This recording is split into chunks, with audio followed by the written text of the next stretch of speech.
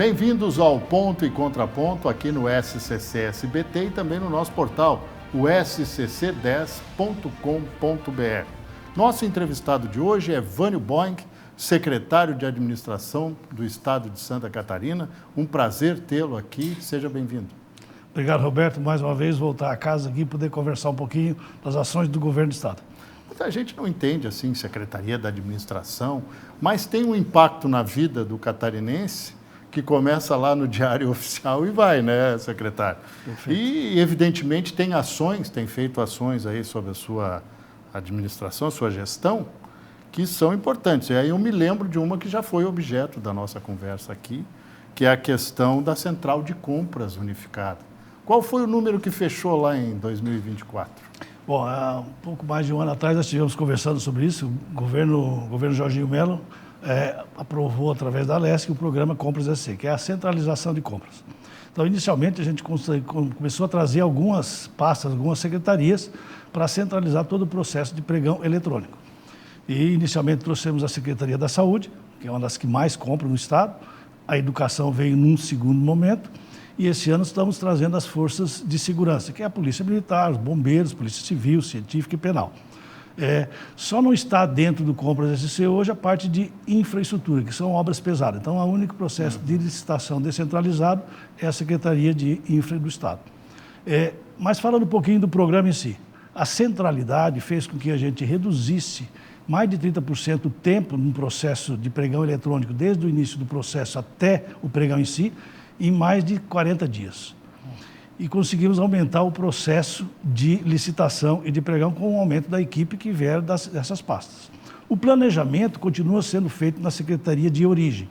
Entretanto, todo o processo de licitação e pregão eletrônico faz na Secretaria de Administração dentro do programa Compras SC. O ano passado é o preço de mercado. É isso. O ano passado nós tínhamos uma previsão inicial de ter uma economia utilizando como métrica o preço de mercado da ordem de 300 milhões. Fechamos 2024 com aproximadamente 700 milhões de economia com a métrica preço de mercado. É o que nós precisamos utilizar. Nossa expectativa para esse ano é muito mais que isso, dado que nós estamos utilizando agora o auxílio da ferramenta de inteligência artificial. Isso vai auxiliar no processo, questão de agilidade, e a gente concluir os processos com mais rapidez. 700 milhões de economia. Dá para comparar com algum orçamento de secretaria no governo do Estado? Eu poderia dizer que 700 milhões equivale a um orçamento de mais de metade dos municípios do nosso Estado. Nossa. Então, é um volume razoável. O governador sempre nos fala assim, a economia é quando você não compra. Infelizmente, o Estado não pode deixar de comprar. Sim. E não pode deixar saúde, educação, sem as compras necessárias, o investimento necessário. Mas a métrica utilizada é o que serve para a gente ter uma referência. E 700 milhões não é pouco no único ano. É verdade. E depois é uma viagem sem volta, né? Aceita o pregão presencial eletrônico como parâmetro, é o pregão eletrônico que vai valer a partir de agora. Sim, é um processo mais transparente e você consegue ter uma segurança maior, né? Diferente das concorrências presenciais. E o processo de ata de registro de preço significa dizer que não é aquilo tudo que você vai gastar, que você vai comprar, mas você tem pelo menos um referencial e uma segurança para poder adquirir. Outro programa que o senhor implantou, e que esse aí eu acredito que ainda esteja em desenvolvimento, é o levantamento do patrimônio imóvel do Estado de Santa Catarina, que é uma estrutura fantástica. E me lembro que governos anteriores deste não sabiam sequer qual era a extensão desse patrimônio. Já se tem uma ideia mais precisa, secretário? Hoje nós temos a quantidade de imóveis que o Estado dispõe hoje é da ordem de mais ou menos 4.100 matrículas. Claro que a maior parte desses imóveis são imóveis próprios de uso, são escolas, delegacias, postos de saúde, são imóveis que o Estado vai ficar com eles, não pretende se desfazer desses imóveis. Por outro lado, foi aprovado também um programa imobiliário na Assembleia ao final de 23, cujo objetivo é alienar ou se desfazer daqueles imóveis que não têm utilidade para o Estado. Já fizemos o primeiro leilão no início do ano, colocamos 8 imóveis para leilão, tivemos um sucesso de 50% no processo, conseguimos alienar 2, tivemos um êxito de 25 milhões. Temos outro processo de leilão em andamento, que vai acontecer agora no mês de abril, mais ou menos 60 milhões em imóveis, mas a nossa expectativa é ter um resultado de mais ou menos 50%, Mas lembrando que o objetivo dessas alienações, cujos imóveis não têm mais finalidade para o Estado, é para suprir a insuficiência previdenciária do nosso IPREV, né? Esse é o grande resultado dos leilões para poder aliviar a insuficiência financeira que o IPREV tem. E dentro desse processo entra também a questão do PPP ou até mesmo da venda da penitenciária estadual de Florianópolis, né? Bom, esse é um aspecto interessante porque o primeiro governador, o Jorginho, que se preocupou em tirar a penitenciária do centro da cidade. Essa penitenciária vai completar 30 anos agora, 100 anos em 2030. Então, para o final de 2026, vamos transformar aquilo ali, o governador quer transformar aquilo num grande equipamento público. Tanto que teve recentemente audiências públicas que a população pôde se manifestar o que era interessante fazer ali. Não é adensamento para fazer incorporações de prédios. Vai ser um grande equipamento público através de uma PPP, juntamente com aquela área do SIC. Estamos trabalhando hoje com a SCPAR para poder desenvolver esse equipamento público para colocar à disposição da sociedade de Florianópolis. É o Parque da Cidade, como tem falado o secretário Paulo Bornhausen, é isso? Perfeitamente, isso mesmo. É interessante isso aí. Bem, é a questão da mudança da penitenciária. O governador já disse que quer botar abaixo o que ele puder, até porque parte tem uma chancela do patrimônio histórico, né, tombada. O que ele está fazendo imediatamente com essa questão da penitenciária estadual? Bom, ali dentro da penitenciária nós temos também uma ala que funciona como um manicômio. Isso está sendo transferido para São Pedro de Alcântara e aquela ala vai ser automaticamente já demolida. Tem uma área ali que é construída, que é uma área tombada, que vai ficar e vai ser utilizado como um museu lá na frente. Aquela área toda ali, ela representa mais ou menos 170 mil metros quadrados. Então, é um espaço magnífico para você transformar num grande equipamento público para uso da comunidade como um todo. É interessante ver esse aspecto, porque a cidade sente certo desconforto, a população sente certo desconforto ali. E circunstancialmente, inclusive, é vizinha praticamente da residência oficial do governador, né? Logo ali na frente, além de ser do Centro Integrado de Cultura. Secretário, o senhor tinha feito, o senhor falou em inteligência artificial agora, mas o senhor tinha feito também uma sinalização de mudar alguns parâmetros de serviço prestados ao cidadão, né, via Secretaria da Administração. No que isso evoluiu? Hoje, nós estamos fazendo aperfeiçoamentos de alguns sistemas para agilizar, racionalizar o atendimento ao público. Principalmente na questão da Previdência, nós fizemos um investimento de 2023 e 2024, criando um sistema de Previdência para agilizar e automatizar e evitar as fraudes no processo de aposentadorias do Estado. Nós temos um sistema de patrimônio para poder catalogar, identificar toda a quantidade de ativos imobiliários que o Estado tem. Imóveis também. E também melhoramos muito o sistema de folha de pagamento do Estado.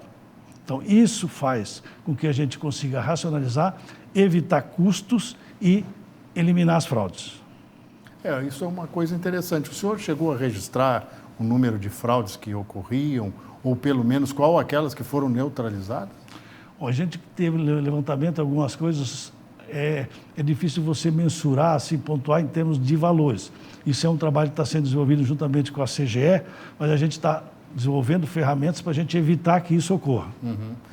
Hoje a máquina do Estado é gigantesca. Foi a primeira pergunta que eu fiz para o então recém-eleito governador Jorginho Mello, e ele me disse assim, olha, estou impressionado com o tamanho da máquina pública que Santa Catarina tem. Isso também exige uma racionalização dos serviços, né, secretário? Hoje, a Secretaria de Administração ela é responsável por toda a gestão patrimonial do Estado, toda a gestão da folha de pagamento do Estado e a gestão da saúde do servidor do Estado. Então, se nós pegarmos a folha de pagamento, ela representa basicamente 40% da receita corrente líquida do Estado. O ano passado, foi investido só em folha de pagamento do funcionalismo, a ordem de mais ou menos 21 bilhões de reais. E nós temos hoje uma responsabilidade sobre gestão do patrimônio imobiliário do Estado da ordem de 17 bilhões, só em ativos imobiliários. E temos a questão da gestão do plano de saúde, que é mais 1 bilhão de reais ano, entre aquilo que você arrecada e gasta com a saúde do servidor dentro do plano atual. é realmente um efeito muito maior que as maiores empresas do país, né? É uma estrutura muito grande. Mas depois do intervalo, fazendo uma rápida pausa, nós vamos falar de dois assuntos que interessam bastante.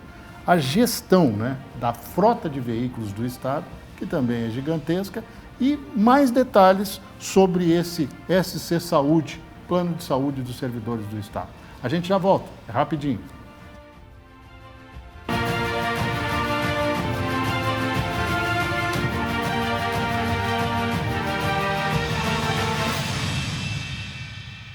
Estamos de volta com o Ponto e Contraponto aqui no SCC SBT e também no nosso portal, o scc10.com.br. Conosco hoje, o secretário da Administração do Estado de Santa Catarina, e a gente conversa para lá, conversa para cá, a gente não deu a dimensão do que é a Secretaria da Administração dentro do contexto do Estado. Como é que o senhor definiria, secretário? É um órgão sistêmico, é uma secretaria bastante robusta. Nós somos hoje 8 diretorias, desde o arquivo público, o diário oficial, perícias médicas, a gestão da saúde, o plano de saúde, toda a administração dos imóveis, toda a folha de pagamento do Estado, né, do Poder Executivo. Então, toda a parte de compras hoje centralizadas conosco, né, isso tudo faz com que seja uma pasta que tenha um controle muito grande. Dentro da Secretaria, nós temos um órgão, um núcleo que é responsável por avaliar e qualificar o gasto público. Porque dizem assim, o setor público gasta muito e gasta mal. E a gente tem mostrado durante esse período que nós estamos à frente da pasta que a qualificação do gasto público tem sido sempre o nosso norte. Vamos gastar aquilo que é necessário e gastar bem. É porque tem coisas que não tem como não gastar, né? O senhor deu exemplo aí, educação, saúde. A saúde é o maior comprador, né, dentro do governo, insumos, medicamentos e tudo que tem relação com a pasta. É difícil fazer essa gestão se não tiver a compreensão do outro lado, secretário? Às vezes você encontra alguns desafios em algumas pastas. Muitas vezes é a facilidade, é uma questão ágil que você precisa que as coisas caminhem. Eu senti muita dificuldade no início, porque dentro do setor público só podemos agir ou fazer alguma coisa provocada por lei. A lei tem que determinar aquilo que a gente faça. E é difícil você entender a demora que as coisas ocorrem. E o governador Jorginho Mello, ele tem muita pressa. As pessoas têm pressa. E o órgão público é um pouco lento. E a gente está tentando fazer com que ele seja mais ágil, mas ele tem que ser ágil no sentido de que qualificar o gasto público para que a sociedade pague por aquilo que é entregue para ela no dia a dia. Então, isso que a gente vem tentando fazer. Então, quanto menos a gente conseguir gastar com aquilo que não é necessário, mais recursos nós vamos ter para poder fazer investimento na sociedade como um todo. Eu imagino, por exemplo, a pergunta que eu vou lhe fazer agora é sobre a gestão da frota de veículos e maquinário do Estado. É muito grande, secretário? Essa é outra questão. Nós temos o controle da gestão da frota. O Estado possui hoje mais de 13 mil veículos. Isso representa, em termos de valor de avaliação, algo em torno de 400 milhões de reais.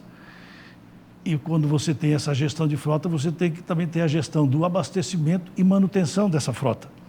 Então, o ano passado, 2024, nós tivemos um custo, mais ou menos, de abastecimento e manutenção da ordem de 90 milhões. Claro que aí nós temos incluído polícia militar, bombeiros, né? Parte da saúde que mais gasta, e educação. Mas é um gasto que você tem que ter um controle. Porque estamos fazendo um processo de avaliação se compensa a renovação de frota ou aluguel. Então, isso nós estamos concluindo esse ano para ver aquilo que a gente pode racionalizar e economizar mais. E tem uma alternativa, porque a gente vê o aumento dos combustíveis frequentemente, e isso tem impacto, até com o aumento do dólar também na manutenção dos veículos, peças, autopeças no caso. É difícil fazer esse controle ou vocês têm fornecedores que ajudam nesse processo? A questão dos veículos, você tem que manter a frota muito bem atualizada. A idade média dos nossos veículos é na ordem de 5 a 6 anos. A gente procura renovar, e outra questão que estamos tentando colocar em prática é não leiloar os carros usados, mas fazer com que ele faça parte do preço da renovação de frota. Ou seja, se nós vamos renovar 200, 300 veículos da Polícia Militar, entrega os usados e recebe os novos. A gente faz o processo. Isso não era feito? Os veículos usados, eles basicamente 00 colocados nos almoxarifados e feitos leilões depois. A gente quer participar de um processo que o ganhador do processo de licitação leve os veículos usados. Interessante isso. Então, eu desconhecia isso. Isso é um processo mais ágil e você se desfaz, né? Você entrega o usado para pegar o novo. A gente, né, como consumidor, faz isso, né? E muitas vezes você ganha, porque na concessionária, quando é volume, você consegue um preço melhor. Olha que interessante isso. E aí, o grande programa que o senhor prometeu desenvolver no segundo semestre do ano passado para cá, que é o SC Saúde. Mudança, melhoria, uma nova sistemática. Foi alcançado isso, secretário? O SC Saúde nós começamos no ano passado, porque primeiro é interessante a gente entender o que é o SC Saúde. O SC Saúde é um plano de saúde que o servidor tem à sua disposição. E os planos de saúde hoje eles funcionam de duas maneiras. Ou eles têm um modelo de custeio por faixa etária, ou eles têm por renda, percentual sobre a renda. E o plano de saúde do SC, ele não é nem por faixa etária e nem por renda. Ele é um misto desses dois. Ele é retilíneo, homogêneo? Ele tem uma contribuição que ele limita a um determinado valor. Todos os servidores contribuem com 4,5% da remuneração, limitada a R$ 432. Então, todo servidor que ganha até R$ 9.600, ele paga 4,5%, limitado a 432. Se ele ganhar acima disso, ele vai pagar só o 432, que vai representar um percentual menor. E o Estado oferece a contrapartida em igual valor. Isso dá uma receita mensal da ordem de 90 milhões, ou seja, 1 bilhão e 100 anos. E o SC Saúde, até por uma questão de inflação médica, ele vem aumentando seus custos. Sim. Então, nós tivemos um desequilíbrio ano passado, um déficit da ordem de 120 milhões. Entretanto, nós temos um fundo que hoje está dando suporte para esse desequilíbrio atual.